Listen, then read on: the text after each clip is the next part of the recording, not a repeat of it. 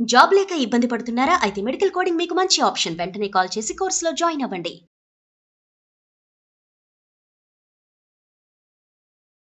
నమస్తే రమగారు. నమస్తే జయ. రమగారు, మనం రకరకాల కేటగిరీకి సంబంధించిన కథలు చెప్పుకుంటూ ఉంటాం కదండి. పిల్లలకి సంబంధించి, పెద్దవాళ్ళకి, మోటివేషనల్, తర్వాత దెయ్యాలు, భూతాలు ఇలాంటివి. అయితే ఆధ్యాత్మిక కథలను కూడా కొన్ని చెప్పుకుంటాం. ఆధ్యాత్మిక కథ ఎట్లా చెప్పుకుంటామంటే, మనం సాధారణంగా మీరు ఎక్కువగా వెళ్తూ ఉంటారు కదా, యాత్రలు అవి చేస్తూ ఉంటారు. ఆ ప్లేస్ని చూసి వచ్చినప్పుడు కేవలం ఛానల్ కోసం మన ప్రేక్షకులకు అందించాలని మరింత సమాచారాన్ని సేకరించి తీసుకొస్తూ ఉంటారు. పూజారులతో వాళ్ళతో మాట్లాడి అదంతా మనం చెప్పుకుంటూ ఉంటాం. అట్లా కాకుండా బాగా మనం ఇది చూడాల్సిన ప్రదేశం, వెళ్ళాల్సింది, తెలుసుకోవాల్సిన విషయాలు, కొన్ని ఆధ్యాత్మిక విషయాలు కొన్ని ఉంటాయి. అలాంటి వాటికి సంబంధించి ఏమైనా కథలు ఉన్నాయా? ప్రేరణార్థక కథలు చెప్పాం మనం ఇదివరకు. చాలా రకాల కథల్లో అవి కూడా వస్తాయి. ఒక అద్భుతమైన కథ, ఎప్పటికీ సుమన్ టీవీ చరిత్రలో నిలిచిపోయే కథ, గాజుల కథ. అవును కదా రమ్మగారు. అసలు కథ అనగానే ఫస్ట్ నాకు మైండ్లో గుర్తొస్తుంది అది. అవును, ఎప్పటికీ ఎవరితో మాట్లాడినా ఆ కథే గుర్తు చేసుకుంటారు. అమ్మవారి గాజుల కథ. అలాంటివి ఇంకా ఏమన్నా ఉంటే మనం ఉన్నాయి జయ. సమయానికి చూసుకుని చెప్పుకోవాలంతే.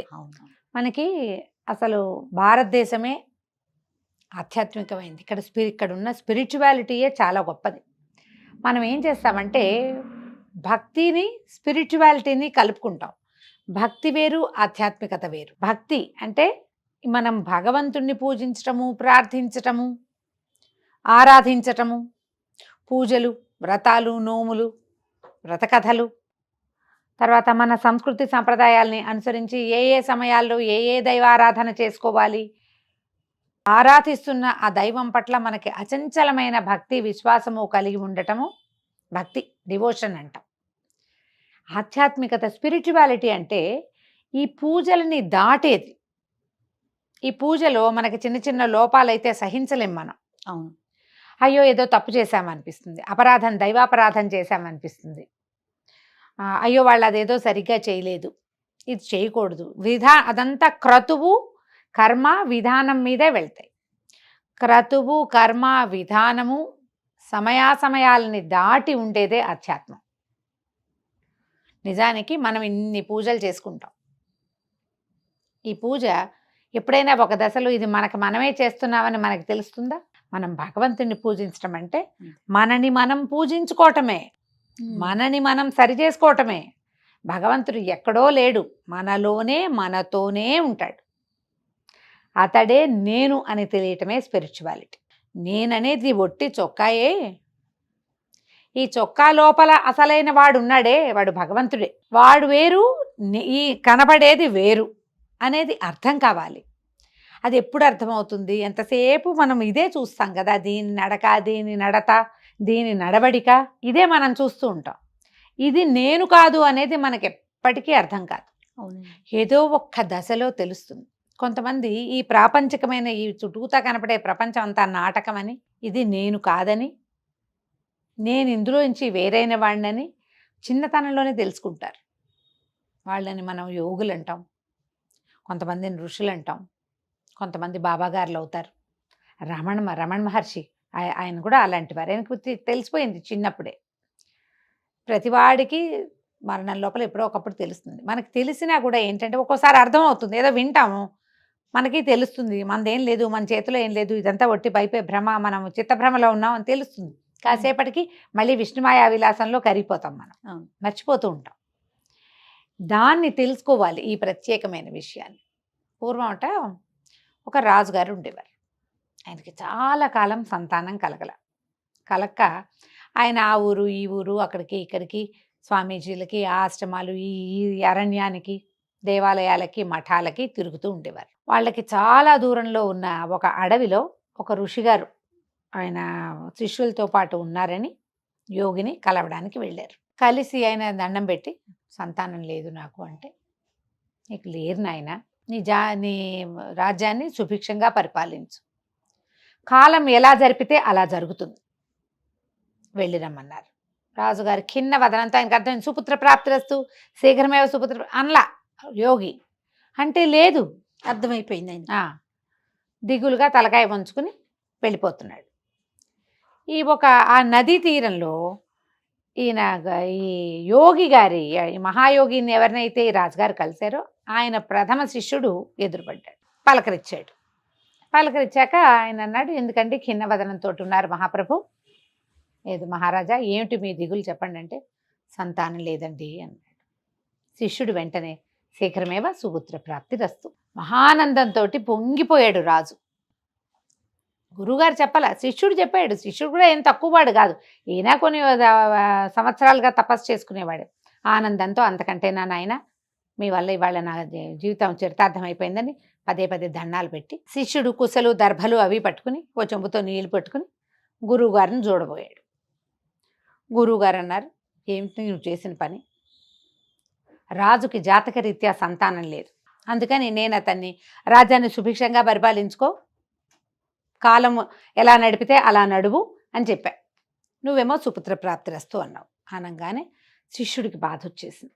అయ్యో ఈ మాట అన్నానే, ఇది ఎట్లా నిజమవుతుంది ఇప్పుడు అనగానే గురువుగారు అన్నారు, నీ మాట అబద్ధం కాకూడదంటే నువ్వే వెళ్ళి ఆయనకి కుమారుడిగా జన్మించు, కాలం తీరాక పోదు గాని. నువ్వు అన్నావు కదా, నువ్వు శిష్యుడు, నువ్వు కుమారుడిగా జన్మించు అంటే శిష్యుడు కుమారుడిగా జన్మించాడు రాజుగారికి. ఇక్కడ మరణించి ఇక్కడ వదిలిపెట్టే జీవితాన్ని అక్కడ జన్మించాడు. అయితే ఆయనకి ఇప్పుడు ఈ ముందు జన్మలో ఈ గురువుగారికి శిష్యుడిగా ఉండి ఆయనకు బోల్డ్ అంత తపస్సు ఉంది. దానివల్ల ఆయనకి పూర్వజ్ఞానం ఉంది. తను ఒక్క వాక్యం మాట్లాడటం వల్ల తపస్సు వదిలిపెట్టుకుని జన్మించాల్సి వచ్చింది. ఒక్క వాక్యంతోటే కదా వచ్చింది. అవును. మళ్ళీ ఎందుకు?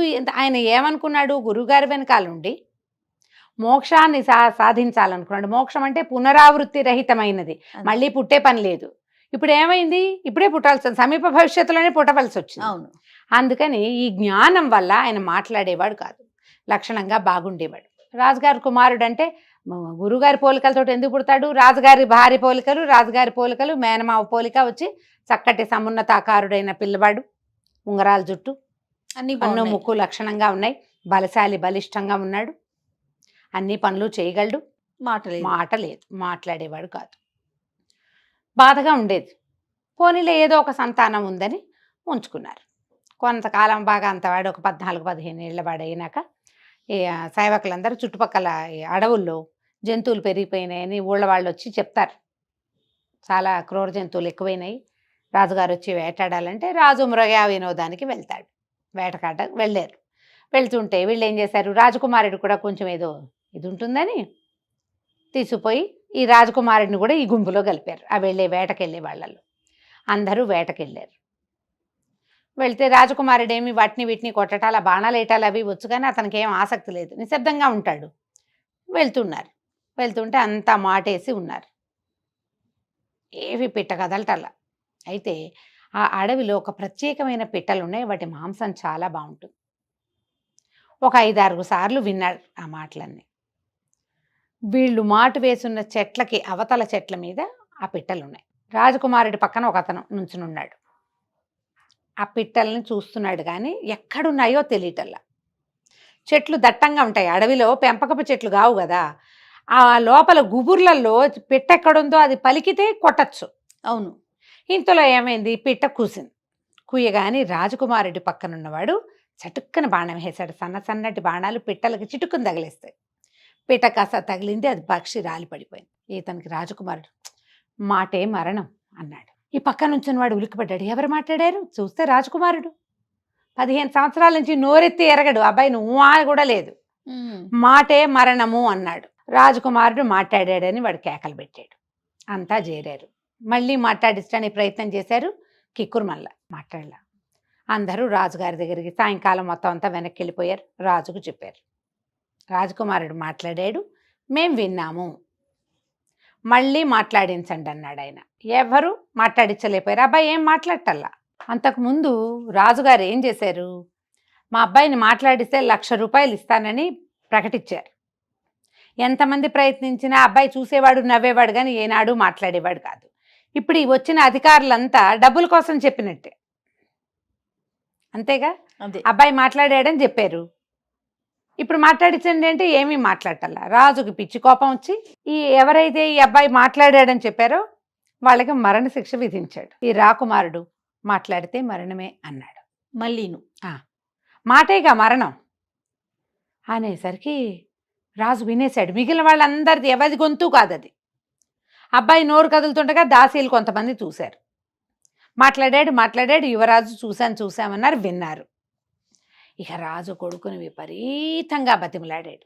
నాయనా, నువ్వేదో మాట్లాడేవు, మాటే మరణం అన్నావుట, అక్కడ మాట్లాడితే మరణమేనన్నావు, ఇక్కడ ఎందుకు నువ్వు ఆ మాట మాట్లాడావు? ఇంతకాలం మాట్లాడిన వాడివి ఈ వాక్యమే నువ్వెందుకు మాట్లాడావు? మాట్లాడు అని బాగా బతిమలాడాక చివరికి రాకుమారుడు నోరు విప్పాడు. క్షమించండి మహారాజా, మీకు సంతానం లేదు. మీకు సంతాన ప్రాప్తిరస్తు, పుత్ర సంతాన ప్రాప్తిరస్తు అని దీవించిన ఒక్క వాక్యానికి మోక్ష మార్గాన్ని వదిలిపెట్టుకుని నేను మళ్ళీ పుట్టాల్సి వచ్చింది. మీ ఇంట్లో పుట్టాను నేను కుమారుడుగా. నేను ఆ సన్యాసినే. ఆ రోజు మీరు నన్ను చూశారు అక్కడ. ఆయన గుర్తొచ్చింది. 16 సంవత్సరాల నాడు తనని దీవించిన యువ సన్యాసి మరణించి ఇక్కడ పుట్టాడు. జ్ఞాపకం వచ్చింది ఆయనకి. గురువుగారు ఏం చెప్పలేదు, కానీ శిష్యుడు దీవించాడు. సరిగ్గా సంవత్సరానికి తన కొడుకు పుట్టాడు. అంటే ఆయన అక్కడ మరణించి ఇక్కడ పుట్టాడు. ఆ పిట్ట గనక కుయ్యకపోతే, అది మాట్లాడకపోతే, పక్కనున్న నా పక్కన బాణం సంధించి నుంచున్నవాడు దాన్ని కొట్టేవాడు కాదు. మాట్లాడడం వల్ల దానికి మరణం వచ్చింది. నేను మాట్లాడడం విన్న ఈ అధికారులు మీతో మాట్లాడకపోయి ఉంటే, రాజు కాకుమారుడు మాట్లాడాడని చెప్పకపోతే వీళ్ళకి మరణశిక్ష పడేది కాదు. మాట మరణానికి కారణమవుతుంది. ఆలోచించి మాట్లాడాలి. మాట్లాడేశాక దాన్ని వెనక్కి తీసుకోలేం. అందుకని తపస్సు చేసే వాళ్ళంతా అడవులకు వెళ్ళిపోతారు. మన ఇళ్లల్లో ధ్యానము, ఇళ్లల్లో తపస్సు ఎప్పటికీ కుదరదు. సంసారులు మాట్లాడాల్సే వస్తారు. అయిన దానికి కాని దానికి, అవసరమైనవి అనవసరమైనవి, పనికిమాలినవి, మాట్లాడకూడనివి మాట్లాడేస్తాం ఏదో ఒకటి.